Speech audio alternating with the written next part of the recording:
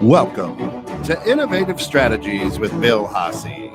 Innovative Strategies is a show designed to help people with their business and personal financial literacy, but not the way you have known. This is not your grandpa's financial literacy, as Bill uses his 30 plus years in the financial industry to stretch your financial box from, let's say a 32,333 foot view of things today. Bill and his guests have helped hundreds of clients achieve and surpass their financial goals. If you have any questions, email Bill at billhasse.com. That's Bill at billhasse.com. Or just reach out to him here at 216. Today, the housing market.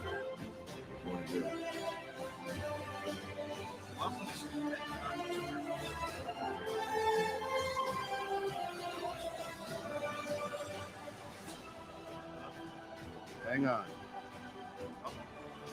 It's a good song. Yeah, it was a good song. Yeah. I like that stuff. There you are. Yeah. But I thought I muted it. I guess I didn't. great work here. Yeah. Nice studio. Hey. Awesome job. Cool new studio. Yeah, we did some remodeling, and you are the second person to go live first on a morning show. So congratulations. Yeah, it looks good. Thank you for that perk. That's a nice one. Yeah. That's a nice one. And unfortunately, I won't be here for the next 2 weeks. But we have a very special show next week. Yeah. Very special show that'll be here next week that has never been seen before from our Butterfield studios. Yep. And conversations with the CEO, which is the TV show that we do. Yeah, which is awesome. So tune in for that for sure. But today we have a special guest and a very good friend of mine as well, Mr. Mike Tobin, to talk about the housing market here. Mike is my broker when I buy a home, and then I refinance the home, and then I get a HELOC, and then what else you got me doing? Anything you want to do. Take care of it. None of this is what I wanted to do. The master of mortgage. 3 years ago, he said, "You got to buy a house." I said, "No, I don't want to buy a house." He said, "No, you got to buy a house." Because he needed to make money. Yeah, of course. You know, he wanted another motor. Thanks for keeping him out of the poorhouse. He wanted another motorcycle, and I had to pay for it. There you go. That sounds better. So then he needed a year later to upgrade the motorcycle, so we refied. Yeah. Mike is a magician in that world, and Kent, as you know, you're in that same master world. of mortgage. That's what we call him in my office. But welcome. Thank you. Welcome. Glad to be here. Thanks for coming in. Yeah. And looking forward to being this. my first guest in the new huge studio here. Glad to do it. That's awesome. We're going to talk about the housing market, just kind of in general. Let's just talk and let's help people understand what's going on out there, because there's probably a little confusion. We had a shift about 2 months ago. Things all of a sudden slowed down. And why was that, Mike? Interest rates run up. A little bit. A little bit. Are they going up again? I doubt it. You don't think they're going up today? Well, yeah, the Fed might raise, but the mortgages are going to stay the same or maybe go down, I think, if Really? the Fed moves enough. That's interesting. So Yes. we are looking for a 3/4 point increase in interest rates today from our Federal Bureau. Yeah. And, and that affects it doesn't just affect housing, and mortgages. That's credit cards. That's all other types of loans. That's buying a car. Yeah. But you're thinking that this will not affect some of those interest rates. It will absolutely affect credit cards because those companies take advantage of anything. Well, sure. Yeah, I think the mortgage end has probably hit the peak for a little while, is my gut feeling, and maybe we'll see lower down the road. Look at the price of gas. That feeds inflation. And to me, I'm seeing that coming down, and that to me says, okay, maybe the Fed's doing the right thing. We get the gas prices down and we'll see some lower rates again a little bit. I don't think we'll see what we saw before. Well, yeah, but bringing the gas prices down, it's a matter of how you do that.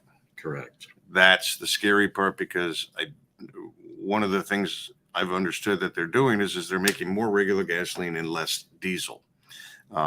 That's a bad trade-off, I agree. right? If you look at the gas pump, I looked this morning on the way here, gas is $4.49, regular $4.49, diesel was $5.49. Yeah. Now, that stops truck drivers. They Yep. can't afford to pay all that stuff. There goes your supply chain. And, there's rumors out there about a shortage of diesel fuel coming our way, which which could be very problematic. Disruptive to the Disruptive. supply chain. And, Yes, we can and- say disaster, but, I don't think it'll go that far. no. But all of these things can have an effect on the housing market, right? On what people can afford to buy, and people can't afford to buy as much as they could 2 months ago. Very true. I look at it as an opportunity possibly to definitely still continue to buy because it's a hedge against inflation for sure. True. Secondly, my mantra on it, or however you want to say it, is you marry the house, you date the rate, because you can always refinance down the road. But here you are in this house that's now continued to appreciate since you bought it. Yeah. And I always look at if you compare renting for $2,000 a month versus buying for $2,000 a month, there's $300 to $400 going into your pocket every month, paying down your mortgage, building your equity. The other 1,700 is for interest to the bank. And taxes. No, it's not. Taxes, insurance, all the other things. But my point is that you're buying down or providing the equity and for your landlord. So that to me is huge right there.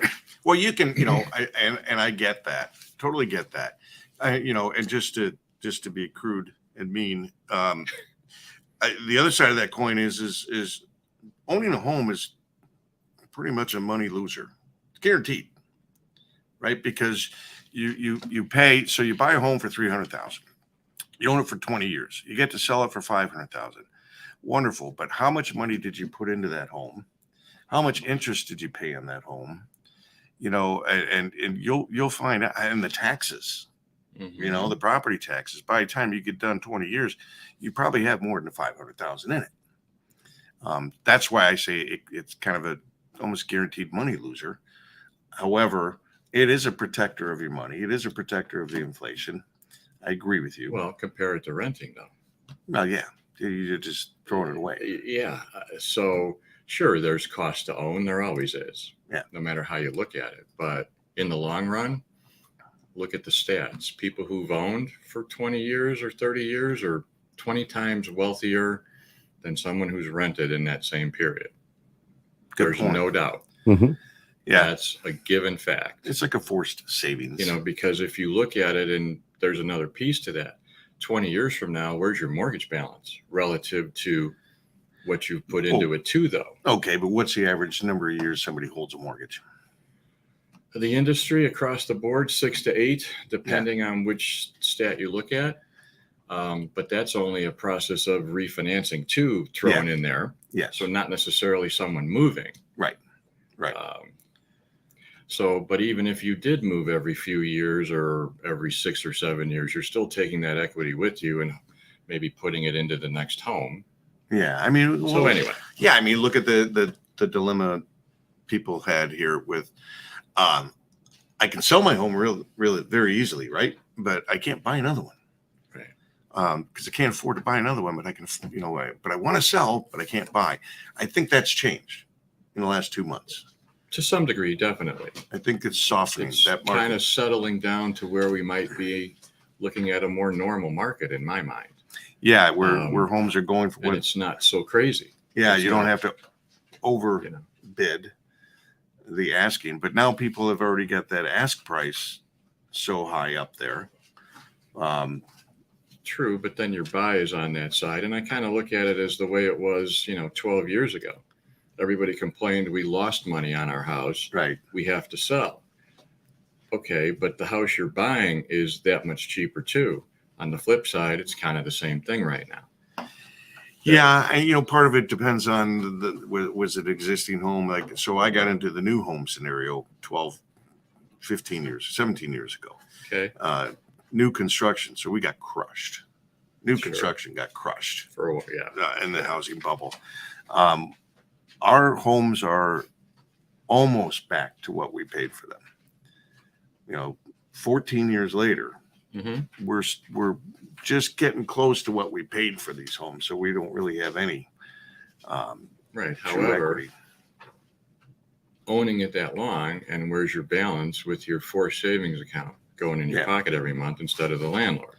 Right. I still always look at that because that's huge and nobody really considers it. Yeah. No, it's a good point. You know, It's a good point. 25 years from now, you have this asset that's paid off, whatever timing it is. Well, let's talk about that. So a lot of people ask, do I do a 15-year or do I do a 30-year? And you say, okay, well, 15 years got you're going to pay more per month, right? Obviously, but if I take a 30-year and and put that extra money away on the side for emergency purposes, or maybe I make that one extra payment per year, how does that all kind of work? Well, a lot depends on where you're at in life. A young couple with consumer debt, I would recommend taking a 30-year and pay off credit cards, student loans, car payments, and get that out of the way first. Because the most advantageous way to carry debt is against your house relative to where the interest rates are and the payment. So really life is monthly cash flow. So the sooner you can get the consumer debt out of the way, the faster you can then potentially pay the house off, because you can start throwing that extra money at the house after all your other debt is paid. Right. On the flip side, there's two other things to look at is, okay, if I'm in a great place without any debt other than the house or the mortgage on a 30-year, am I maxing out my 401k with that extra money and investing it over here, getting a greater return based on what I'm paying in interest on the mortgage? As long as I'm making more than what I'm paying on the interest on the mortgage with what I'm investing in, why not? Because if you look at the numbers, if you can make more by putting that extra $300, $400, $500 a month that you would pay on a 15-year, let's say, and you're investing it over here instead, 15 years from now, you're going to have more money than you would have had to pay that loan off in 15 years, and you'll have leftover funds in that investment account. So you made more money. However, you got to sound like be a financial advisor. kind of. However, you have to be disciplined to do that, and most people aren't. Right. So Right. Maybe the 15-year is not a bad way to go. You get a little bit lower interest rate, and it forces you into a forced savings account if you wanted to look at it that way. So, Well, I always like the idea of just making an extra payment, one full Right. extra payment per year, but I put it towards principal. correct. And And that basically turns a 30-year loan into a 22-year, 4-month loan. So you cut almost 8 years, 7+ years off the back, which right. in most cases will save you $100,000 in interest potentially Yeah, on the So- back end. on the back end. So that's not a bad way to go either. Yeah, most people don't look at that amortization page that says, okay, I take out a $200,000 loan, but at the end of 30 years, I paid $689,000. Yeah, exactly. On the other hand, what's one principal? But it is what it is. Right. So what's one principal and interest payment? Let's assume it's $1,200 a month with a $2,000 a month payment with taxes and insurance. Well, add $100 a month to your payment, not the full payment, just the principal and interest part, divide it by 12, make that extra payment every month. Yeah. And you've just cut almost 8 years off the back. Right. And probably saved over $100,000 just doing that.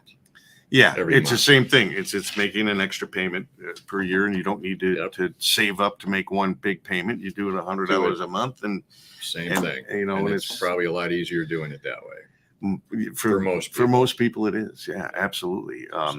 Yeah, because we are not savers. We've never been savers. We're not a country that knows how to save. We know how to spend, Correct. and print.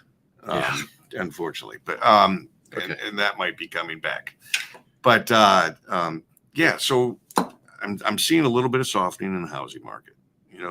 And obviously with interest rates going up, that pulls people back. They can afford less home, so they're not as thrilled. It's no fun when you look at that gorgeous home that you just fall in love with, but you can't afford. How many times does people come to you and say, I'm looking for a $200,000 home, and they wind up buying a $280,000 home, right? I mean, I know I did that my first time, first home. I wanted to spend X amount of dollars, and I spent more than that. Right. Uh, Well, the thing you look at there is what's the real cost to get that other $70,000 or $80,000 in terms of a mortgage over 30 years? Yeah. It's not a whole lot per month. $300 to $400. Well, and for first-time home Yeah. buyers, though, you got to keep in mind There's a lot more expenses that are going to come your way that you don't know about, that you haven't been accustomed to. Sure. But hey, morning, Scott. Morning, Alex. Yeah. Alex says I was able to buy a house and sell my house within 3 week kind of a window there. Lots of stress, he said. Lots of stress. Yeah, there's definitely stress involved when Yeah. This is most likely your biggest purchase in your life, right? Yeah. And when you're buying and selling at the same time, you're hedging your bet on the people buying, saying that, and you don't have any control or say over that, right? no, and if you don't use somebody like Scott Giles, you're going to get in trouble As an inspector. as an inspector of homes, because how many homes have recently been sold as is? Yeah. Meaning you can't go back. You know what one of the biggest professions in the legal world is right now, that is the fastest growing part, is post-closing lawsuits. Oh. Because of all these lack of getting an inspection and knowing what you're getting into, because the seller can say, I don't care. I'm selling as is. Yeah. You want it? You take it. Alex also says he had to live in a hotel for 3 weeks because of some remodeling being done to the new house. And the rent market is also crazy high right now. Yeah, that is another. And non-available. Yeah, it's a problem. Well, there's plenty of open space in Chicago, Alex, if you want to go back down to the city. Because everybody Take your Kevlar vest. Because everybody's leaving. Bring your AR-15. But there's it. That depends where you're at, Alex, and it's interesting that inner cities are starting to see a lot of vacancies all over the country. Well, a lot of the houses that would have been for rent are now Airbnbs, because the owners can realize that they can make more money on an Airbnb than they can on a rental. So we're seeing, there's another reason why some of the rentals are gone. Well, that and we also have big business, conglomerates, large groups of people with a lot of money that are buying homes for that specific reason. Either they want to rent them out or they're going to do the Airbnb thing. There's a lot of money to be made still in renting. Airbnb is hit or miss to me. It depends where you're at. Yeah. It depends where you're at. There are some that are going to be. I know a guy who's got an Airbnb right down here in McHenry, and he makes bank. And I'm like, an Airbnb at McHenry? But yeah, right. Yeah. I don't know. I kind of wonder about that myself. Yeah. I don't know. Let me jump in with something. A lot of people I've heard recently say that, they're fearful of what may come, like back in 08, 09, or 10. Yeah. Again. Yeah. And I feel we're in a completely different place. Mm-hmm. Totally different place. I agree with you. And I think this little shift in rates is really kind of leveling the playing field for everyone and not making this market so one-sided. Right. And overall, I think is helping everyone, because we're really more in a normal interest rate environment for the history of that's the financial industry. 5, 6, 7% is a normal for our generation. Exactly. And everybody's been spoiled over the last 10 years with how low these rates have been, because a normal market to me is 5 to 6% and always has been. That means that we've got a stronger economy normally. People are making good money. They have a good job. Yeah. Things are humming along. Yeah.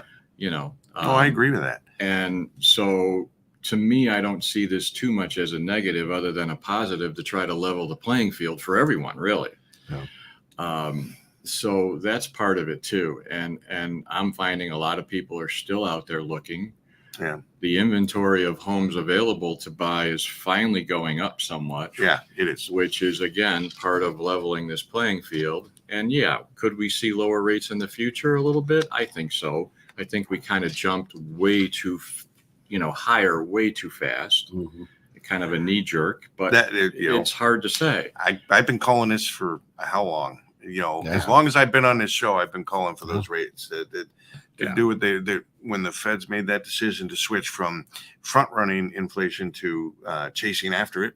I said, that's not going to work. No, it's not going to work. And it doesn't. No, they need to have their finger on this a little bit better and get rid of the spikes, the Yeah. highs and lows they create, and make it more a level normal Well, if you're a cycle. player in the market, you like Oh, of volatility, course you do. right? But Stock market and stuff, sure. But, yeah, for the general population looking to, put a roof over their family's head and grow some equity and a little bit of wealth over their lifetime. I mean, you want a more stable housing market and not so one-sided. So yeah. I see this as a huge positive, really. Just it's kind of a shock to those who haven't experienced these kind of rates. Yeah, you know. we're looking at like 12 years here, right? Let's look at the last 12 years. The last 12 years, if you graduated college, now you're in your 30s to maybe maybe mid 30s, Right. and you've never experienced a bear market. You've never experienced a downside to anything. True. You've got such an unrealistic picture of what Perception of what really can go on in life. Yeah. You For sure. right up.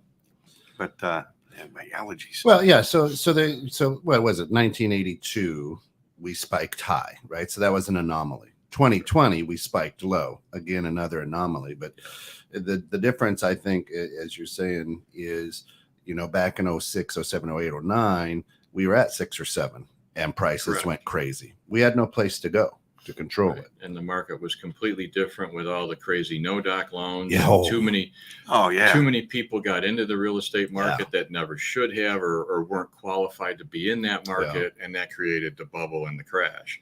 Today, though, in the last 10 years, with me doing this for 38 years, I've never seen a tougher time or harder, in terms of guidelines and regulations and rules to try to get someone a loan. Yeah. So that means more security in terms of this overall market, is how I look at it. So All right. that helps too, to not create this potential devastating Oh, yeah, bubble 'cause- that people have talked about. Who was it? I would going to say sometime in the 90s. I forget what president came in, but just went to the feds and said, why is it we only have home ownership at 68% in the country? Why can't we have it at 72%? And the banks all said there's a reason for that. Yep. Right? Because that's where the risk level starts to make a big change.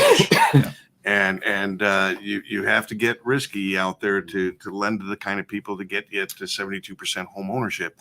And lo and behold, we figured out a way to do it, didn't we? No docs. No doc loans. How much you make? I make 10 grand a month. Okay, great. I don't have to prove it. It's nutty all times. Yeah. Nutty times. Can you fog this mirror? Thank you. Here's your house. Brilliant thinking on that one. But Yeah. but the whole industry went with it. Sure. Yeah. Knocked a lot of folks out. But Well, and so with that stability, to me, anybody out there fear mongering, it's all it is. I Mhm. think. I agree Are we with going you. to have some ups or downs? Like any market, we're going to have ups or downs. But I don't think anybody needs to be too afraid of what's going on at the moment. And the other thing I look at now, a lot of people are turning into, and the rate spreads are going to be there for adjustable rate mortgages that are going to help qualify people and get someone in. Everybody's, nobody's even heard of an adjustable rate mortgage in 12 Right, years. Right. That's Right. true. The 30-year fix have been 3%, right? So normally we have a nice, spread or difference between the fixed and the adjustable rate interest rates. Usually 1% or so on average. Mhm. Right now we're in this inverted yield curve, as it's known. Yep. Because of the Fed raising short-term rates to choke inflation. The rates are kind of the same for ARMs versus fixed, but you're going to see down the road, as this levels out, like a 7-year, 5-year, 10-year ARM, you're going to see, let's say we're at 5 or 6% on a fixed, you might be or should be in the mid 4s for an adjustable. Mhm. And so that's going to create the opportunity for more people again to get back in this market. But everybody's fearful of, the rate might change. Well, okay. The way they operate, it's let's say you took a 7 or a 10-year ARM. It's Okay. still a 30-year loan based on a 30-year payment. The rate will not change for 7 or 10 years. It Right. pays down and operates just like a 30-year fixed. There's no difference. Yeah. The average, especially first-time home buyer, is going to be out of the house in probably 6 or 7 years and Right. move on. So what do they care what's going to happen with that adjustable down the road? They're never going to feel it. Right. And the other It's a strategy. correct. It's a strategy to, get in with a lower payment, lock that in for 7 or 10 years, maybe, and not deal with the higher fixed rates. On the other hand, let's assume that, okay, here we are, life gets in the way. I'm still in the house in 7 or 10 years. And again, the 30-year fixed are higher than what you would like to see, and your rate's going to go up on the adjustable. Right. Okay, you can always refinance again back into another maybe 5-year and ride that wave and get a lower rate on a 5-year ARM.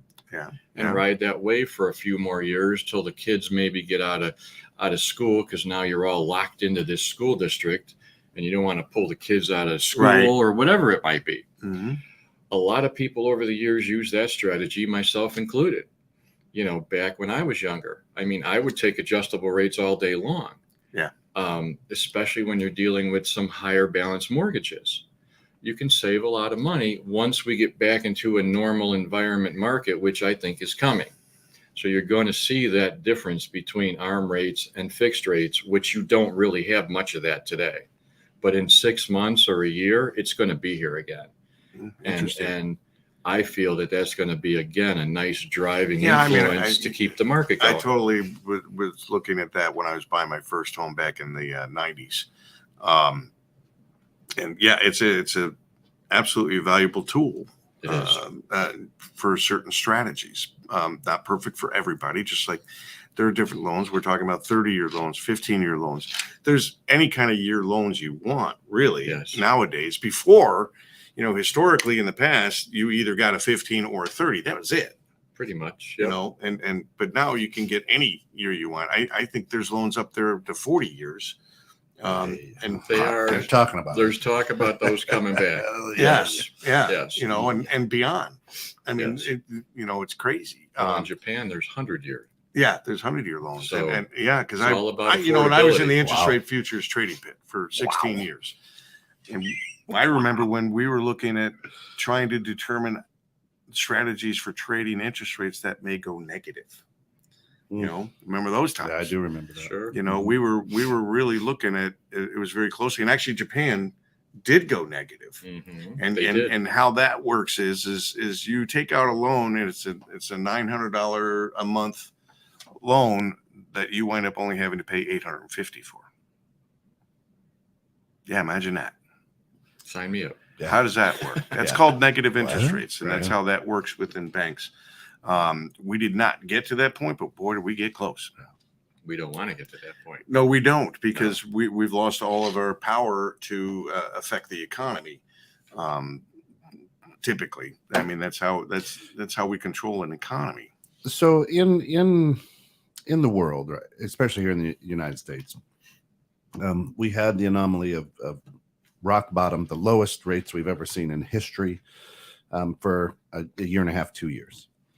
Why do people think that that's normal then, right? So as you said earlier, Mike, that we're back to normal at that 5.6. And if you kind of Right. take a look at the average from 2000 to 2000, so the last 22 years, it's probably been that 5, 6, 7 range, right? Yep.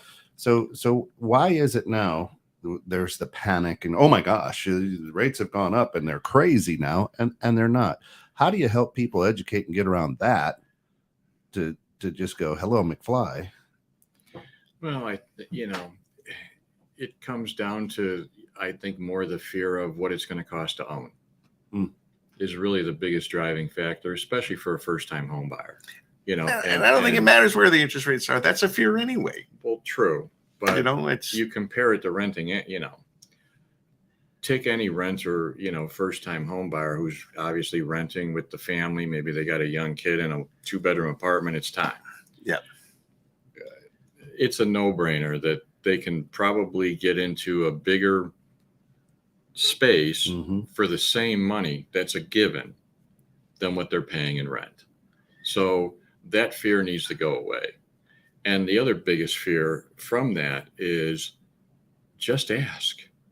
Most people have no idea what they can afford, what it takes, and how easy it is to have a 15-minute conversation to figure out what you can afford, what you can do, even with the little money you may have. State of Illinois has down payment assistance programs and other things available to help out a first-time home buyer. There are programs that, From the myriad of, VA loans at 100% financing to even conventional at only 3% down. So it doesn't take much to get your foot in the door. And the sooner you do,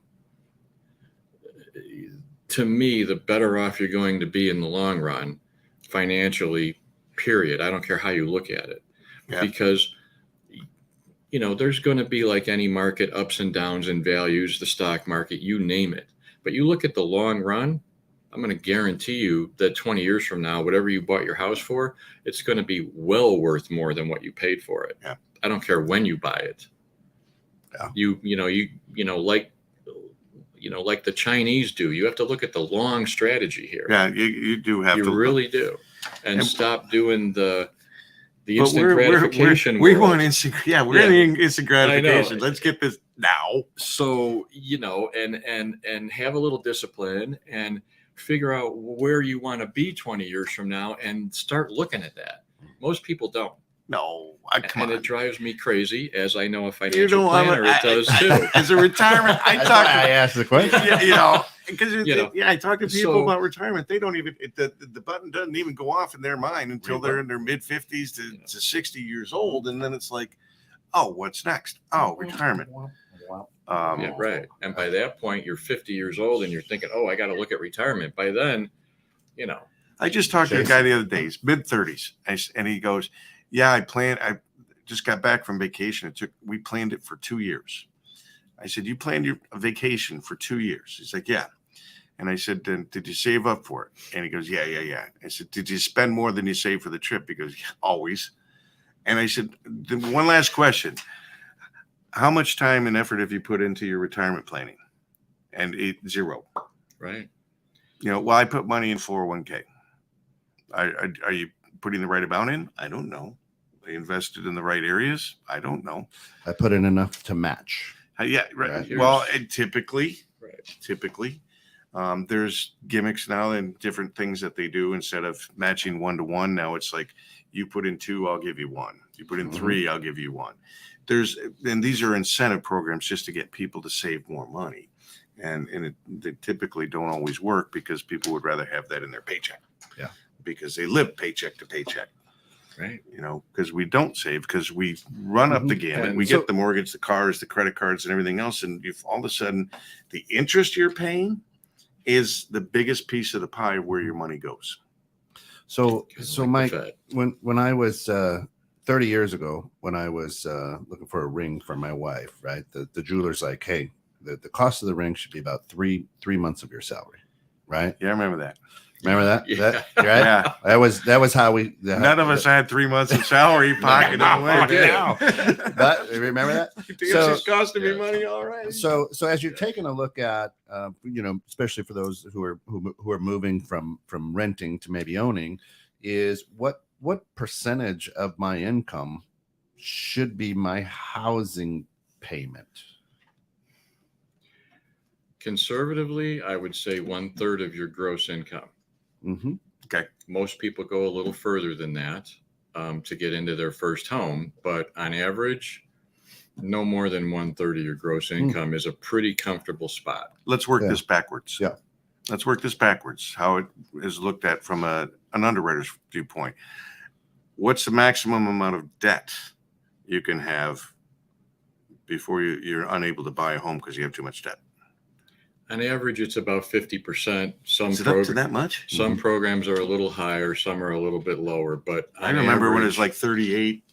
Yeah, it used No. to be 28, 36 back in the Yeah, day. yeah. Back in the day, yes. But today, 50% on average, depending on what program or whatever, is of your gross income, not your take home now, Yeah. of your gross. So, so the more debt you have, the lower, the less is left over for that house payment. So that's part of the discipline thing to Right. try to keep that under control when you're younger, if you can. Mhm. You'd have a huge advantage over most people if you Well, try to do that. This is all about, and Scott puts out the retirement. I think most people are just busy trying to make ends meet. But that's because they don't have a plan. Right. Okay. Right. If that's the way you're living your life, you don't have a plan. Well, being in the banking industry, you don't know how many conversations I had with people like, why are you behind on your mortgage? Well, I had to pay for my car. So your car was more important than your mortgage? Well, I had to get to work. Right. Yeah. So where Yeah. does it end? So, It's a right. vicious cycle. I've done a lot of collection calls in my days, and that was their Hey, hey, we you're 2 all months get 2 months ourselves into financial It's crazy. difficulties at some point in our lives. I don't think anybody escapes that unless you have that silver spoon and you're Sure. like a governor of Illinois or something. But we all run into financial trouble, no matter how smart we are with money and whatnot. It's 90+% of us do, and not everybody. There are people, again, plans. I know we hear this all the time, right? If you're going to build a business, you got to write up a plan. If you're going to do this, write up a plan. It's even in life, you gotta have a plan. Yeah. Even And- just basics. Even a basic. Yeah, just something. a plan might be, I don't care what happens, I'm putting $100 a month away into this account and forgetting about it. Mhm. But I love the fact that, I was talking to somebody and they said, yeah, we'll just get a second bank account at a different bank. We'll put $100 away a month in there and we'll forget about it. And no, you won't. Or open the account and have your employer direct deposit that $100 Yeah. and you never see it. Then you might have a chance of forgetting about it. But I Correct. guarantee you never forget where your money is. No. Nobody forgets where their Unless you money go, I is. mean, we did that, and we are at a small bank, and you got to log in so many times online during the month, or you get shut out. So we're shut out most of the time. Yeah. We never know how much we got into. I got a question for you, though. Sure. So, and I brought this up because Mike is a second timer on the show. So the first time I brought this up, and I don't recall that walking away with a clear answer. Okay. Difference between pre-qualified and pre-approved. Somewhat semantics. Pre-approved could be, well, let me take a step back. Pre-qualified or if you want to call it pre-approved, we'll leave that over here for a minute. Pre-qualified would be talking to a loan officer and having them give you a pretty good general idea of where you can go, how much you can buy, what kind of money it's going to take, and all of those Because you're answers. telling that mortgage broker, okay, here's what my income is, Mhm. here's my wife's income, and here's the credit cards I pay and my car Right. payments. You kind of go general, but It all depends on how much homework the professional you're working with does. okay, That's what I look at.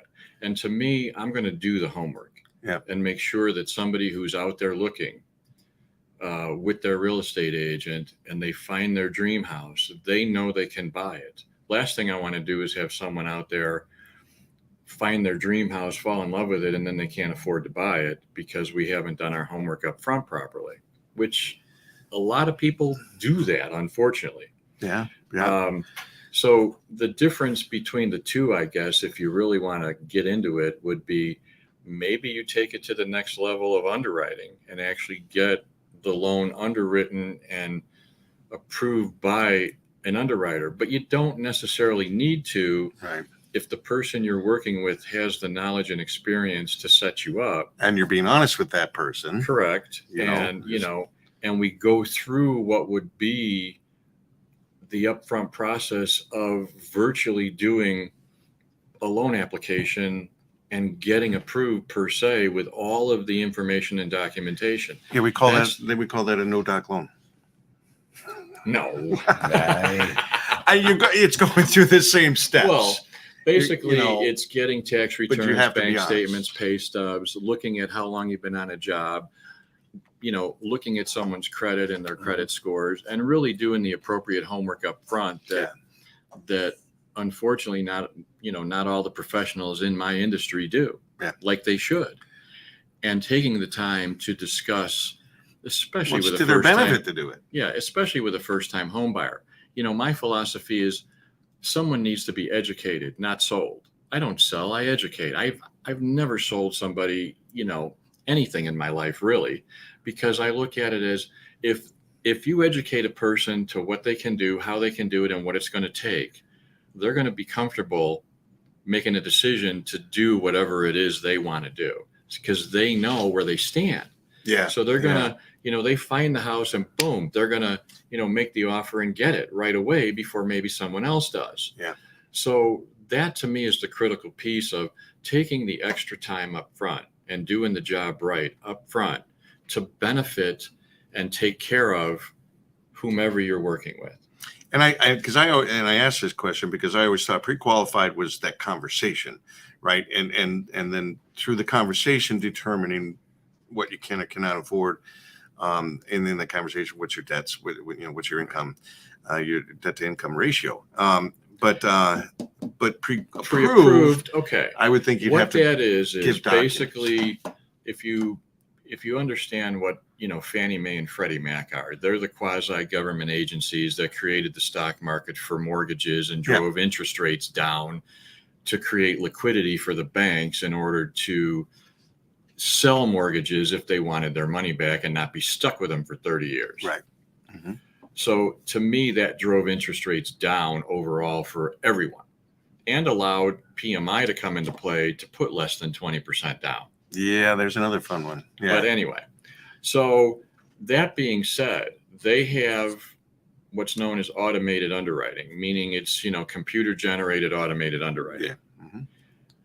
And I will always up front run someone through those black boxes, if you want to call them that, okay, to make sure that I get an approval for someone who's going to start looking for a home. Yeah. If I have that, which I always do that's going to be 90%, 95% of you are approved or pre-approved now. Yeah. And as a seller, I like that. Right. And I always do that. And that's the difference too in who's doing their job in my industry properly and who's not. Yeah. Okay. I was just going to say that letter, whether it says pre-qualified or pre-approved, if it's got Mike's name on it, is worth more than a pre-approved that's got, some shady guy or gal on it, that doesn't have you've never heard of in your life, or can't find anywhere. But and then, you're right. There's plenty of shady folks out there. I'm dealing with an issue with my mortgage, but folks, for those of you who are thinking about buying your first home, or want to go out, in the next few years or whatever, this is where you start. Yes. You start because I've talked to a number of people that said, I need to buy a home. It's first time. I don't even know where to go. Right.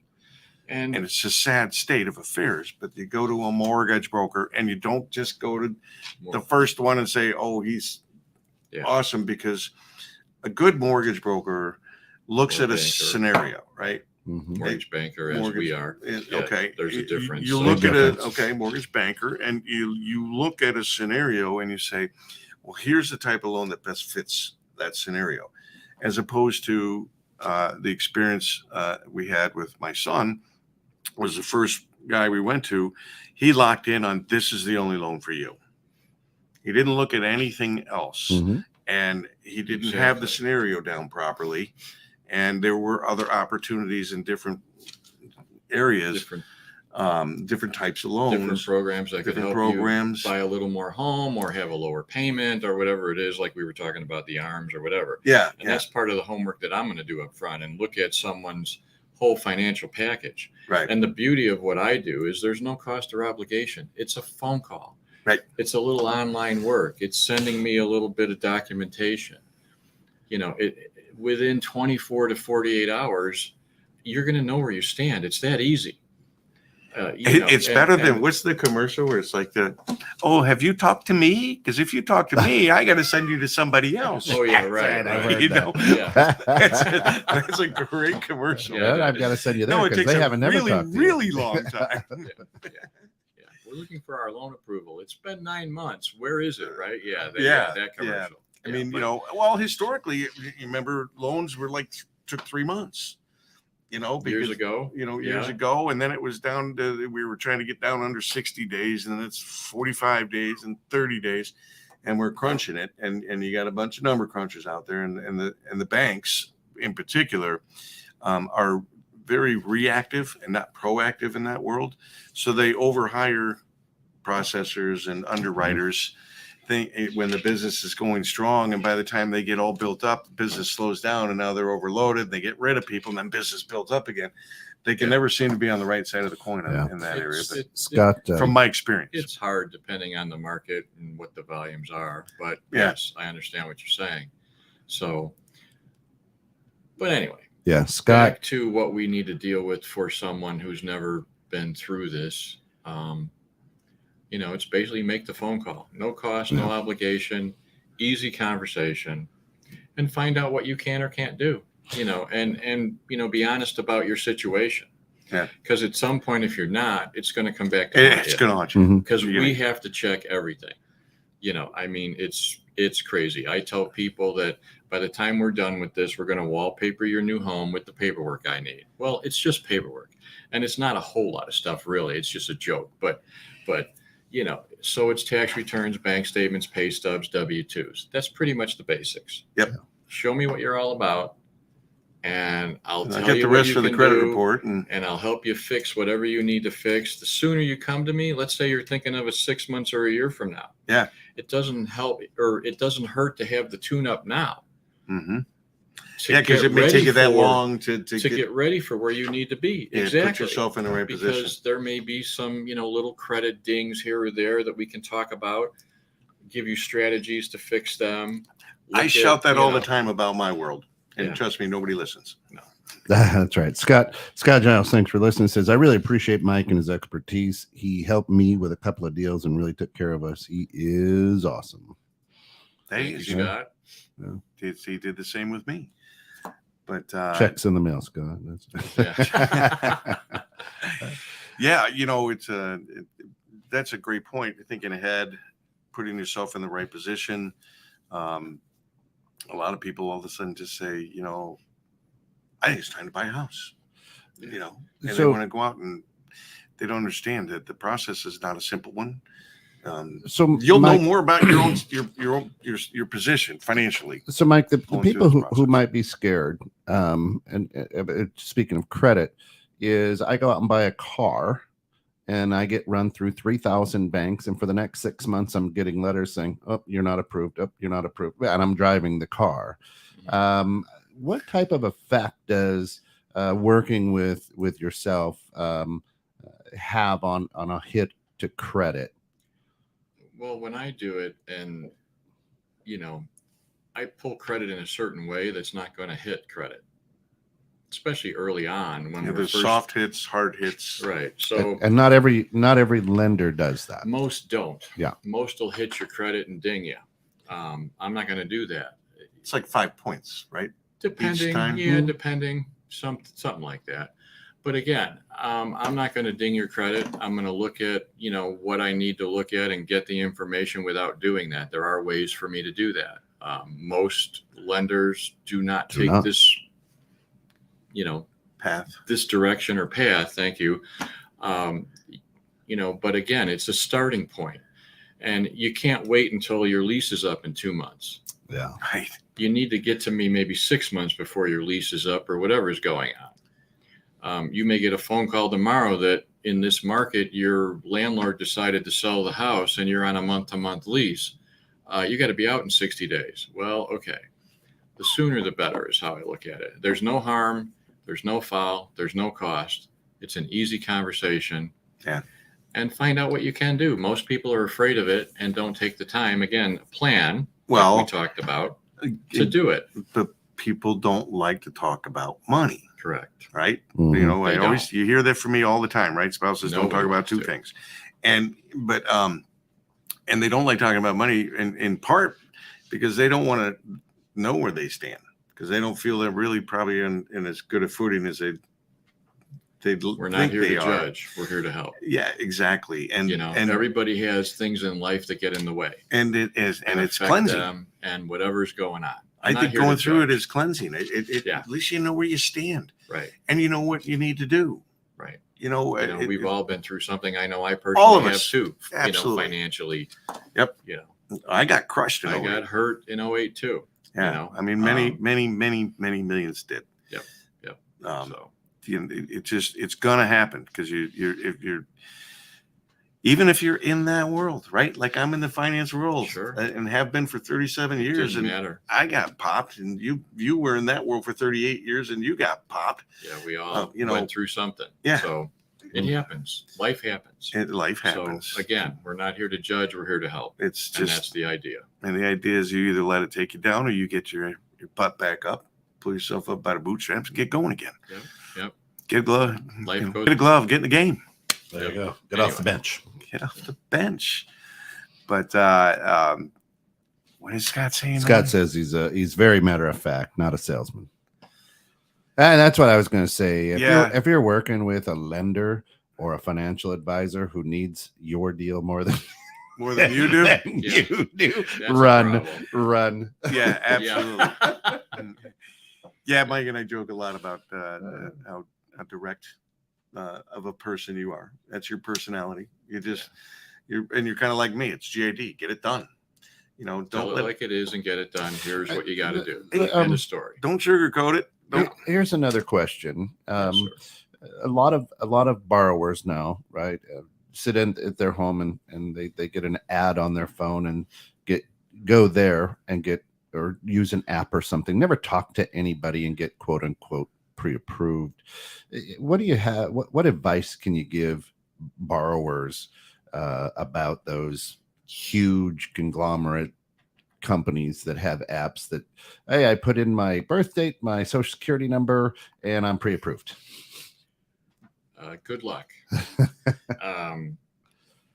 That is not the level of information, education, and knowledge that you need to do this and feel comfortable doing it. You need to talk to someone who you can get a hold of. Because if you're online, what happens if there's a problem? Who are you calling? And how do you get a hold of them? Or you have a question on a Saturday afternoon when you're trying to make an offer on a house. Right. Who do you get a hold of? Yeah, somebody who doesn't have a clue what's going on with their file. And most of those types of online things have no idea what it really takes behind the scenes for underwriting. You may say that you make $90,000 a year right now, whatever the number might be, but you just went on commission 6 months ago and half your income is commission. Yeah. Problem is you need a 2-year track history of that. Yeah. And so really they're only going to count 45,000 of it, let's say, whatever your base salary is, versus having a track history of overtime. There goes your buying power. Bonus, commission, whatever it is. But they're not going to ask you that question, but you're going to plug that in online that your income is $90,000 and think you can afford this house and go out there and, write a contract, spend money on an appraisal, spend money on a home inspection. And all of a sudden 3 weeks in, find out, oh, we can't do your loan. Now what? I can't tell you how many times I've had that dropped in my lap to try to rescue a deal. Closing in 3 weeks. Yeah, exactly. And I've done it because no one, again, with those kind of companies, it's more of like a call center thing and not really someone with experience who takes the time and understands what's going on and how this has to be looked at and what the guidelines are to get you into that house. So business owners, solopreneurs, small business owners, you're self-employed. Yes. You need 2 years and quit going to your CPA and saying, do whatever it takes so that I show no income and pay no taxes. You're not buying a house. You're not buying a house or a car. You're not borrowing You're money. not buying that wedding ring. For 3 months of income, that's still zero. But this is very, very common practice with small business owners, and I get it because it's a survival mode kind of thing. Sure. But again, plan. We should have Talk to me. We can sign figure back out there. what it would take income wise to buy what you want to buy. We can reverse engineer that easy enough. So, and decide, maybe you don't write off as much or whatever you're doing. I mean, most most people don't realize, somewhere in the 30 to 40 grand range of income, you're really not going to pay any taxes anyway. Right. You don't have to take it to Not zero much. because you've got the But the problem- exemptions and the standard deductions out there now that, Yeah, but I'm spending all my money. right. I don't have anything saved up. Well, I'm just trying to I'm just living check to check, That's which is about 68% of the, right. And that doesn't of us- necessarily apply to Mhm. self-employed then, but there are ways with these assistance programs with someone in that situation who's in the apartment with the new kid or two struggling to save any money. Yeah. You still need to make that jump and try, because you don't want to be stuck in that apartment forever paying somebody else's mortgage and giving them Right, again. Don A is my brother-in-law Right. listening in. I don't know if he's listening in, Yeah, but there he you just go. bought his first place, Right. and I think he's like 54. Hmm. So he lived in his apartment down in Chicago, the same apartment for 19 years. wow. Wow. And when he asks you, I need some help moving out, I'm like, yeah, not somebody who's been in an apartment for 19 years. I know it's probably just filled with, he's a teacher, so it's filled with Stuff, books and papers and everything. Yeah. But yeah, up and down the elevator. but right. But yeah, people need to, So yeah, there are avenues for those even, living paycheck to paycheck or otherwise to figure out how to make this work. So because you're again, paying rent. it's a conversation. It's just It's you a go from paying conversation to see what's available. you're not paying the landlord anymore. Now you're paying a bank. You're paying yourself. Mhm. And to some extent, Sure. let's Right. keep in mind that the first 6-7 years of a mortgage, you're paying a higher interest rate than anything else. Well, yeah, there's more of your payment goes to interest. However, Yeah. you're still looking at putting money in your pocket every month. Right. So if you were to buy a home with the same payment as what you're renting, At least you're let's- getting something back. let's say $2,000 a month on a payment, you're at least looking right out of the box at 300 plus a month going into your pocket to pay the loan down. Yeah. That you're paying your landlord's loan down Right. with the same monthly payment. People don't realize that.